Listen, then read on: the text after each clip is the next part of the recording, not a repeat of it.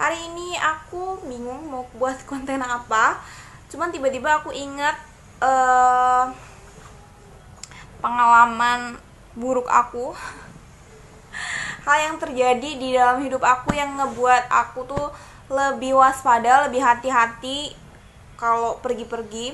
Karena sebenarnya aku tuh tipe orang yang nggak mikir panjang gitu loh, mau pergi-pergi, mau keluar kota, mau keluar pulau, mau aku pernah ke sana atau aku belum pernah ke sana, ya berangkat-berangkat aja gitu. Nggak mikirin juga sampai sana pagi, malam, sore, dini hari, subuh-subuh, itu aku nggak mikirin, yang penting berangkat-berangkat aja gitu. Cuman setelah kejadian ini tuh, kalau misalkan aku mau pergi-pergi tuh kayak lebih mikir, lebih memperhitungkan waktu. Jadi kira-kira di tahun 2017 bulan September itu tuh aku ngalamin kejadian ini. Pas aku mau ke Blok M. Jadi Blok M tuh kan ada mallnya, terus ada kayak pusat grosir atau apa ya, bukan pusat grosir juga, kayak ITC gitulah. Nah, di situ aku ada yang mau dicarikan di situ. Terus aku kesana tuh naik busway. Nah, dari tempat turun busway-nya itu sampai ke dalamnya itu kan jalannya agak jauh. Terus waktu itu kalau nggak salah tuh lagi abis hujan, jadi agak sepi gitu. Nah, di tengah jalan pas mau ke dalam tuh aku ketemu sama bapak-bapak yang lagi duduk di pinggir jalan. Duduk di pinggir jalan gitu. Terus pas aku lewat, dia berdiri, terus ikut jalan juga. Ya aku sebelumnya nggak mikir apa-apa, orang itu kan di tempat umum, maksudnya barangkali dia mau ke dalam juga kan, nggak ngerti juga kan. Nah, terus nggak lama tuh kayak aku ngerasa aneh. Aku pelanin jalan aku kan, biar bapak tuh duluan gitu. Ternyata dia ikut pelan juga jalannya. Aku berhenti, dia ikut berhenti. Terus aku jalan cepet, dia ikut jalan cepet. Nah, mulai dari itu aku udah nggak mikir panjang lagi. Aku langsung jalan cepet-cepet biar aku cepet sampai ke dalam.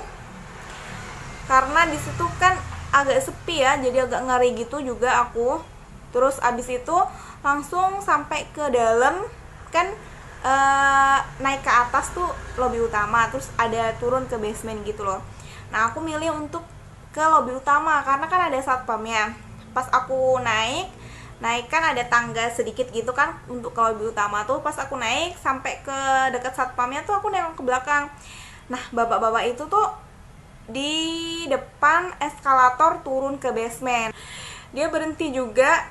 Pas aku nengok ke belakang, dia ngeliatin aku sambil dia berdiri gini. Gitu, kayak tatapannya tuh kosong tapi dalam, gimana sih, pokoknya ngeri banget. Aku aja merinding sampai sekarang kalau cerita tuh masih suka takut gitu loh. Gimana ya, kayak merinding gitu. Nah, aku udah ngerasa aman karena kayaknya dia tuh turun, dan di dalam pusat perbelanjaan itu kan pasti banyak orang, nggak mungkin lah dia berani gimana-gimana ya kan. Terus akhirnya aku masuk ke dalam. Aku pikir dia turun karena dia itu udah ada di depan eskalator turun ke basement. Pas aku masuk ke dalam, udah berapa jauh gitu, aku nengok ke belakang. Ternyata bapak-bapak itu tuh ada di belakang aku, di berapa meter di belakang aku gitu loh. Gila, aku pikir dia turun, ternyata dia ada di belakang aku, masih ngikutin aku. Akhirnya aku mempercepat jalanku, aku turun ke eskalator, turun naik, muter biar dia tuh kehilangan jejakku gitu loh, biar dia nggak ngikutin aku lagi. Itu lama banget loh dia ngikutin aku, sampai aku tuh saking paniknya kan, jalan cepet-cepet, terus ada yang sempit, ada yang jalannya sempit, ada yang lebar gitu.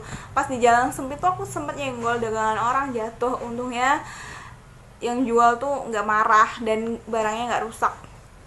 Nah, akhirnya aku nyelip hampir 1 jam aku diikutin di dalam situ, dia ngikutin aku. Terus akhirnya nggak ngerti, mungkin dia capek atau nggak nemuin aku lagi, nggak ngerti. Terus kayak tiba-tiba hilang gitu, udah nggak ngikutin aku lagi, dan entah dia kemana aku juga nggak ngerti. dan aku baru bisa nyari barang yang aku cari setelah bapak itu udah nggak ngikutin aku lagi.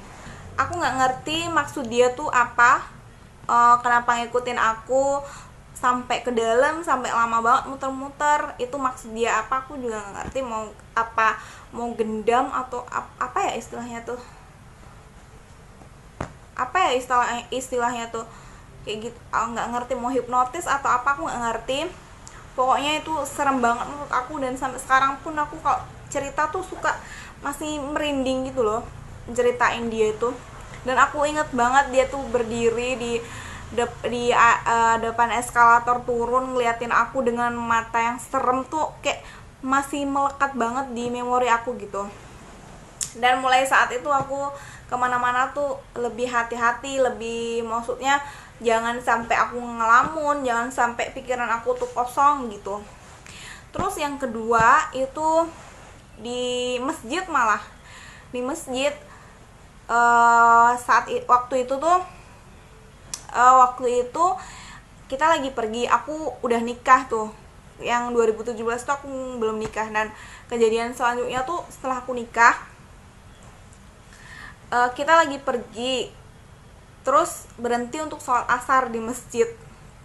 Nah, suamiku kan sholat di soft cowok dan aku di soft perempuan. Terus pas selesai sholat, aku belum sempet buka mukena tuh, ada bapak-bapak nyamperin aku. Dia tuh pakai bawa handphone gitu loh, bawa handphonenya tuh gini gitu, sambil ngomong, nggak tahu dia nelpon di speaker atau dia video call, aku nggak ngerti. Dia pegang handphone gitu sambil nyamperin aku, terus dia ngulurin tangan gitu ke aku, kayak mau salaman gitu loh, ngajak salaman gitu. Dan aku mikir, aduh, orang ini nggak beres, karena dia ngapain dia ke soft perempuan ya kan, sedangkan dia bapak-bapak ya kan, terus nggak kenal kok tiba-tiba ngulurin tangan ngajak salim gitu. Akhirnya aku sambil lepas mukena aku gini sama bapaknya, terus aku mundur, aku ngelepas mukena aku sambil jalan, sambil ke tempat mukena. Ada kan lemari khusus buat nyimpan mukena gitu kan, aku taruh mukenanya, aku keluar dari masjid di depannya gitu loh. Nah suamiku tuh belum selesai, dan aku mau manggil kan nggak enak kan, masa mau teriak manggil gitu kan nggak enak di dalam masjid. Terus akhirnya aku memutuskan untuk keluar dari masjid. Dia ikut keluar, dia deketin aku lagi. Terus akhirnya aku ada mas-mas kan di situ duduk.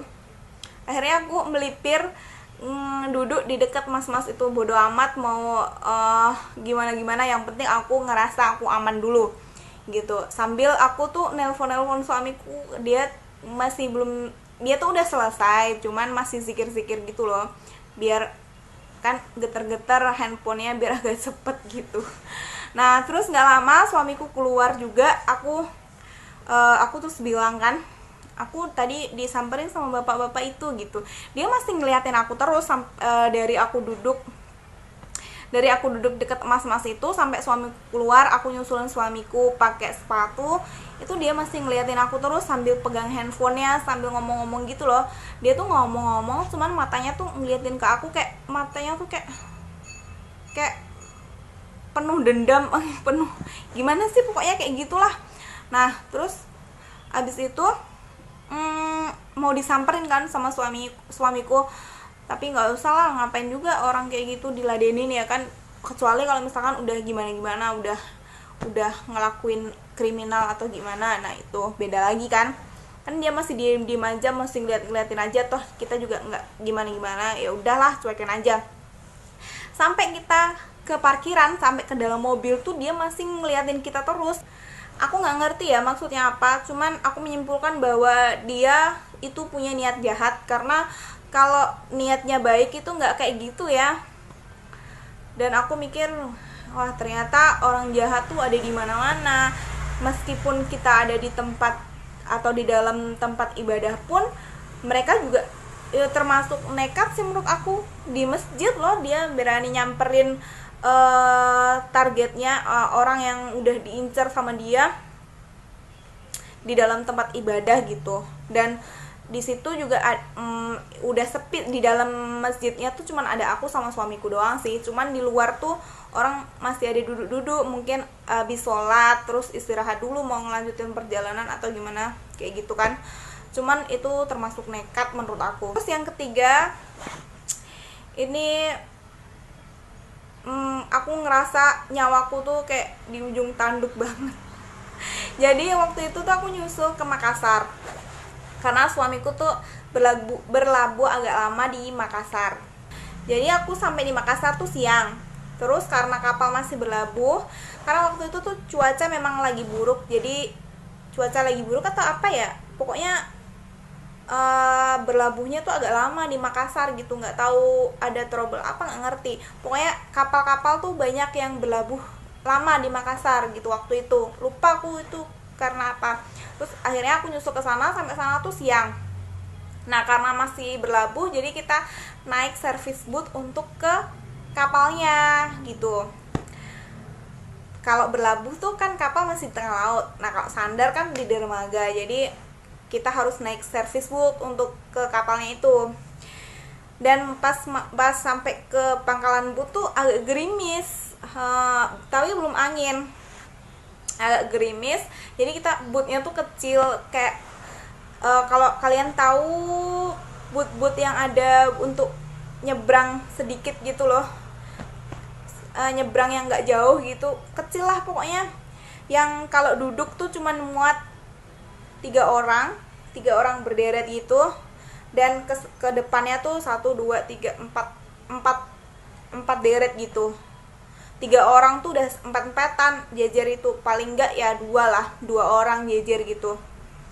Kecil, termasuk kecil yang waktu itu kita tumpangin. Nah, itu tuh ada beberapa orang, karena kebetulan ada yang turun juga kan, ada yang pesiar juga.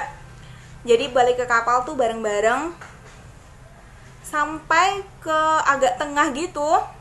Itu angin udah mulai kenceng, ombak tuh udah mulai gede banget, dan hujannya semakin deras. Ya Allah, udah astagfirullahaladzim, waktu itu ombak tuh gede banget. Jadi kayak dari depan kan ombaknya kebetulan tuh alhamdulillahnya tuh dari depan. Jadi gini, kapal tuh ngangguk-ngangguk gini. Nah, pas ombak datang dari depan, itu tuh kayak kita tuh kayak mau dimakan ombak gitu loh. Dan aku kan basicnya bukan orang laut yang dan bukan orang pesisir juga, orang yang maksudnya nggak pernah naik service boat, nggak pernah main-main di laut gitu kan. Jadi tuh di kejadian itu tuh kayak aduh, takut banget. Dan sebenarnya tuh mereka yang ada di situ tuh sebenarnya juga khawatir juga, karena emang bener-bener gede. Orang service boatnya yang lain itu pada puter balik, dan cuman kita doang yang nekat jalan terus gitu. Dan untungnya tuh ombak dari depan, karena kalau dari samping pasti terbalik udah kapal. Boatnya itu bukan kapal ya, karena kecil, dia tuh kecil. Dan tapi alhamdulillah Allah masih melindungi kita, bisa sampai ke kapal dengan selamat. Dan untungnya angin itu dari sebelah kapal gitu. Jadi ini kapal yang gede ya, kapal yang suamiku itu, yang tempat kerja suamiku itu. Jadi anginnya tuh dari sini. Jadi pas kita di sini mau naik ke tangga buat naik ke kapalnya kan tinggi tuh. Jadi kapal tuh tinggi banget.